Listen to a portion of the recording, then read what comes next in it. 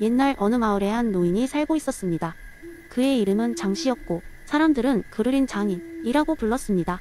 이유는 간단했습니다. 그는 주변 사람들에게 항상 마음 따뜻한 사랑과 배려를 보여주었고 그 덕분에 많은 이들에게 존경받는 인물이었습니다. 어느 날 젊은 학자들이 장씨의 지혜를 배우고자 그의 집을 찾았습니다. 그들은 공자의 인의 개념에 관한 더 깊은 이해를 원했고 장씨가 이 개념을 어떻게 실천하고 있는지에 대해 알고 싶어 했습니다. 장씨는 젊은 학자들을 반갑게 맞이하며 이야기를 풀어놓기 시작했습니다. 자네들, 인이라는 것은 그저 책에서 배우는 것으로 근본을 이해할 수 없는 법이라네. 실생활에서 이를 실천하며 경험하는 것이 최고의 배우기 방법이지. 장씨는 이렇게 말하며 미소를 지었습니다. 마을에 있는 작은 우물 이야기를 해줄 테니 잘 들어보게나. 장씨가 살던 마을은 물이 귀한 곳이었습니다. 마을 중앙에는 딱 하나의 우물이 있었는데 이 우물은 아주 특별한 성질을 지니고 있었습니다. 왜냐하면 우물의 물은 사용한 사람의 마음가짐에 따라 맛이 달라졌기 때문입니다. 이 사실을 알게 된 사람들은 처음에는 그저 재미로 우물의 물을 마셔보았으나 그 후로 모든 것이 변했습니다. 어느 날 나쁜 마음을 먹고 물을 마신 사람이 있었습니다. 그는 다른 사람을 속이기 위해 엉뚱한 행동을 했는데 그날 저녁 그가 마신 물은 끔찍하게 썼다고 합니다. 반면에 다른 이를 돕고 진심으로 감사하는 마음을 가진 사람은 아주 달고 시원한 물을 마실 수 있었습니다. 이 이야기가 마을 사람들 사이에 퍼지자 사람들은 점점 더 자신들의 행동을 되돌아보기 시작했습니다. 서로에게 더 친절하게 대하며 어려운 이웃을 먼저 챙기고 진정한 배려를 실천하게 되었죠. 그 결과 마을은 화목해졌고 서로의 신뢰 속에 마을 공동체가 더욱 굳건해졌습니다. 장씨는 미소를 지으며 이야기의 결론을 말했습니다. 이 우물의 이야기는 단지 스토리에 불과할지도 모르지. 하지만 중요한 건 사람들이 변화했다는 것이네. 인이란 바로 이런 것이네. 서로를 바라보는 관점이 바뀌고 그로 인해 행동이 변하는 것. 그리고 그 결과 마을 전체가 밝고 화목한 곳으로 변하는 것. 학자들은 조용히 고개를 끄덕이며 장씨의 말을 되새겼습니다. 그들은 이제 단순히 책 속의 글이 아니라 진정한 실천을 통해 인의 의미를 이해할 수 있을 것 같았습니다. 각각의 하루 속에서 그들은 장씨의 우물 이야기를 기억하며 더 나은 사람, 더 나은 세상을 만들어가리라 마음먹었습니다. 장씨의 이야기는 오래도록 마을 사람들뿐만 아니라 방문한 학자들이 마음속에 자리 잡았고 그 인의 정신은 세대를 넘어서도 지속될 것입니다. 이 실천적 교훈은 바로 진정한 인간다움이란 무엇인가를 깨닫게 해주는 멋진 예시가 되었습니다. 두 번째 이야기, 옛날 옛적 맹자의 성선설을 바탕으로 한 흥미로운 이야기가 있습니다. 이 이야기는 한적한 시골 마을에서 시작됩니다. 그곳은 산으로 둘러싸인 작은 마을로 주민들은 대부분 농사를 지으며 평화로운 삶을 살았습니다. 마을의 중심에는 커다란 연못이 있었고 그 연못가에는 갑작스러운 폭우로 큰 홍수가 난 적이 있었습니다. 어느 날 홍수가 있은 지 얼마 지나지 않아 마을 사람들은 이상한 현상을 목격하게 되었습니다. 아이들이 연못가에 모여 무언가를 발견한 것 같습니다. 궁금증을 참지 못한 마을의 어르신 할아버지 양씨는 천천히 그곳으로 다가갔습니다. 거기에는 어린 새끼 오리 한 마리가 있었습니다. 이 새끼 오리는 물에 빠져 길을 잃고 엄마를 잃어버린 채 애처롭게 울고 있었습니다. 마을 사람들은 이 새끼 오리를 어떻게 해야 할지 의견이 분분했습니다. 한 사람은 그냥 자연에 맡기자 하고 말했고 다른 사람은 우리가 도와줄 수 있는 일은 없다고 했습니다. 그때 갑자기 작은 소녀 소연이가 앞으로 나섰습니다. 그녀는 맹자의 성선설을 배운 지 얼마 되지 않았습니다. 소연이는 이렇게 말했습니다. 맹자 할아버지가 말했잖아요. 우리 모두는 선한 마음을 가지고 태어났다고요. 그렇다면 이 새끼 오리를 도와주는 것이 우리 마음속의 선을 실현하는 길일 거예요. 소연이의 말에 감명을 받은 마을 사람들은 각자 자신들이 할 수 있는 일을 찾아 나섰습니다. 어떤 이는 오리를 위한 따뜻한 보금자리를 만들어주고 또 다른 이는 먹이를 주었습니다. 심지어 아이들까지도 작은 손으로 물을 조심스럽게 퍼내며 우리가 안전하게 지낼 수 있도록 도왔습니다. 며칠 뒤 오리는 점점 힘을 찾았고 어느 날 아침 멀리서 오리 가족이 울음소리가 들렸습니다. 새끼 오리는 기쁨에 찬소리를 내며 그쪽으로 달려갔습니다. 마침내 가족과 재회한 새끼 오리를 보며 마을 사람들은 큰 기쁨을 느꼈습니다.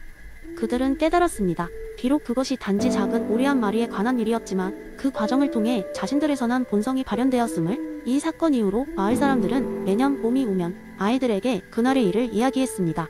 성선설은 우리 모두에게 있는 선한 마음을 잊지 않고 펼치는 것이라고. 이로써 마을은 사람들 사이에서 따뜻한 연민과 서로에 대한 배려로 더욱 단단하게 뭉치게 되었습니다.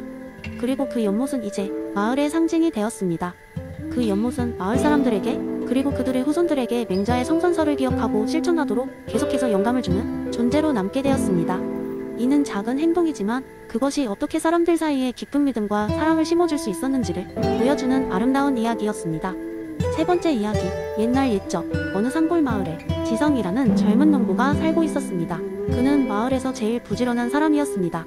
매일 새벽에 일어나 닭이 울기 전부터 밭에 나가 씨를 뿌리고 해가 떨어질 때까지 김을 메곤 했습니다. 지성의 밭은 언제나 단정하게 정리되어 있었고 그의 노력 덕분에 수확량도 많았습니다.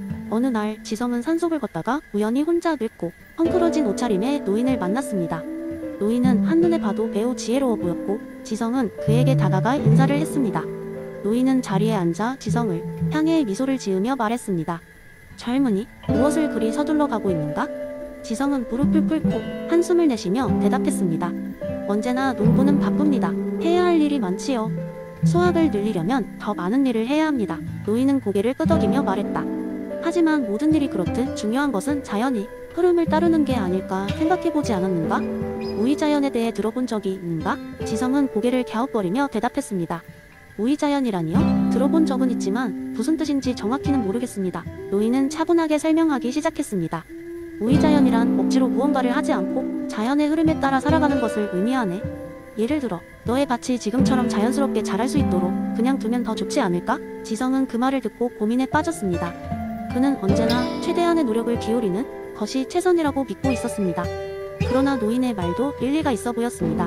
그는 잠시 후 물었습니다. 그렇다면 저는 무엇을 해야 하나요? 노인은 미소를 지으며 답했습니다. 아무것도 하지 마. 너의 밭과 땅이 스스로 균형을 찾게 두어봐. 자연은 그 자체로 완벽한 조화를 이룰 수 있단다. 지성은 그 노인의 충고를 깊이 새기고 그날 이후로 그의 밭을 좀 더 자연스럽게 키우기 위해 노력했습니다. 그는 병충해에 대비해 자연 방제를 시도하며 때때로 땅이 쉴 수 있도록 필경지를 만들었습니다. 해가 지나고 자연스럽게 자란 그의 밭은 제멋대로 자라는 것처럼 보였지만 놀랍게도 수확량은 줄지 않았습니다. 아니, 오히려 더 나아졌습니다. 이웃 마을의 농부들은 그의 성과를 보고 그 비결을 물었고 지성은 웃으며 무위자연이 철학을 설명해 주었습니다. 지성의 이야기는 멀리까지 퍼졌고 많은 사람들은 그로부터 많은 걸 배울 수 있었습니다. 그들은 인위적인 개입 없이도 자연의 조화 속에서 더 큰 성취를 이룰 수 있다는 믿음이 사실임을 깨달았고 이는 노자가 오랜 세월 전에 준 무위자연의 가르침을 다시금 알게 하는 좋은 계기가 되었습니다. 노인의 말대로 억지로 무언가를 하지 않으니 세상은 좀 더 편안하고 조화롭게 흐르는 듯 했습니다. 그 이후로 지성은 마을 사람들에게 이 철학을 공유했고 모두가 더 행복한 삶을 살게 되었습니다. 지성은 마을에서 존경받는 인물이 되었고 사람들은 그의 이야기를 오랫동안 전했습니다. 네 번째 이야기 옛날 옛적 조선의 한 작은 마을에 퇴계이황의 이론에 심취한 두 친구 철수와 영수가 살고 있었습니다. 이 두 친구는 매일같이 강가에 앉아 세상을 이해하려는 깊은 대화를 나누곤 했죠. 그들의 가장 큰 관심사는 바로 만물의 이치와 원리를 설명하는 이기론이었습니다. 어느 날 철수와 영수는 그들이 진정히 의 이치를 깨닫고 실천할 수 있을지 시험해보기로 결심했습니다. 그들은 각자 이론을 바탕으로 한 실험을 계획했습니다. 철수는 이론 속이에 집중하며 내면의 도덕성을 강화하기로 했습니다. 그는 자신을 향상시키기 위해 무던히도 노력했죠. 매일 아침 해가 뜨기 전 마을의 큰 나무 아래에서 명상을 하며 하루를 시작했습니다. 눈을 감고 세상의 본질적 이치를 느끼려 애썼습니다.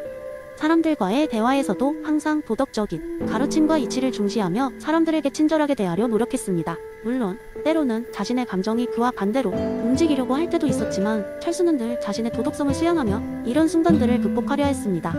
한편 영수는 기의 중요성을 간과하지 않으며 자신만의 방식을 보완했습니다. 그는 기 속에 담긴 실천적 측면에 집중하기로 했습니다. 매일같이 그는 마을 곳곳을 누비며 사람들의 이야기에 귀 기울였고 물질적이고 현상적인 측면에서 도움을 줄 수 있는 방법들을 실천했습니다. 예를 들어 나무가 꺾여 길을 막고 있을 때는 마을 사람들과 힘을 합쳐 나무를 제거하고 물질적으로 부족한 이웃을 위해 식량을 나눠주는 등 구체적이고 물리적인 도움을 아끼지 않았습니다. 몇 달이 지나자 마을 사람들은 철수와 영수의 변화를 분명히 느낄 수 있었습니다. 철수는 내면의 도덕적 준칙을 고수하며 그 자체로 귀감이 되었고 영수는 그의 실질적이고 기민한 도움으로 공동체의 일원으로서 존경을 받았죠. 그러나 시간이 흐르면서 두 친구는 각자의 방식이 서로에게서 얼마나 많은 것을 배울 수 있는지 깨닫게 되었습니다. 철수는 영수에게 다가가 말했습니다. 영수야, 나는 그동안 이치를 따르고 도덕성을 중요시했지만 가끔 현실의 문제들을 외면한 것 같아. 내가 보여준 실천에 힘을 배울 수 있다면 좋겠어. 영수도 웃으며 답했습니다. 철수야, 나는 실천의 중요성을 강조했지만 너처럼 깊은 도덕적 성찰이 부족했던 것 같아. 너의 도움으로 내 내면을 조금 더 수양할 수 있기를 바래. 그리하여 두 친구는 서로의 이론을 바탕으로 한 실험을 교환하며 마와 기가 균형을 이룬 삶을 살아가기로 결심했습니다. 이를 통해 그들은 이기론의 깊이를 더욱더 이해하게 되었고 마을 사람들은 그들의 변화를 보며 감명을 받아 함께 더 나은 공동체를 이루기 위한 노력을 시작했습니다. 결국 철수와 영수는 조선의 작은 마을에서 이기론의 본질을 실천하며 살아가는 좋은 사례가 되었고 세계 이황의 철학적 교훈을 몸소 실현한 사람들이었습니다. 마을은 점점 더 화합과 존경으로 가득 차게 되었고 이는 세상 어느 곳에서도 배울 수 있는 소중한 교훈이 되었습니다.